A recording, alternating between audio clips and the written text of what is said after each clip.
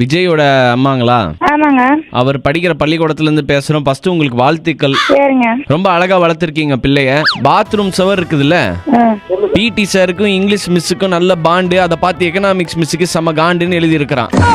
என்னன்னு கேட்டுட்டு நாங்க காலையில வரோங்க. என் பொண்டாட்டி இருக்கா, நீங்க அவட்ட பேசுங்க. நம்ப மாட்டா என்ன? தெரியுதுங்க சார், நான் என்ன பேசுறது? அவனை பேசிட்டு நான் காலையில. நீங்க என் பொண்டாட்டிய சமாளிங்க மேடம். இவள சும்மாவே சமாளிக்க முடியாது, ஆடினே இருப்பா. இப்ப தாம் தக்க தீம் தக்கன்ற வீட்டுல உட்காந்துட்டு. சார் கொடுங்க, நான் பேசுறேன். கொடுங்க இருங்க குடுக்கறேன். ஹலோ, பையனோட அம்மா பேசுறேன்க்கா. சார்ன்றீங்க? இல்ல, நான் மேடம்ன்றதுக்கு தான் சாருன்ட்டுங்க. சொல்லுங்க. நானும் அவரை இப்ப டிவோர்ஸ் பண்ணிக்க போறோம். விவாகரத்து. மேடம் அவங்க சின்ன பசங்க, அவங்க 10வது படிக்கிறது என்ன மேடம் தெரிய போகுது? சின்ன பையன் தான் மேடம். இன்னைக்கு என் குடும்பத்துல கும்மி அடிச்சிட்டான் பாத்தீங்களா?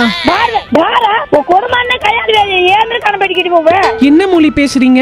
தெலுங்கு தான் பேசுறோம், தமிழ் வர மாட்டேங்குது எனக்கு. தமிழ்லயே திட்டுங்க, அப்பதான் எங்களுக்கும் புரியும்.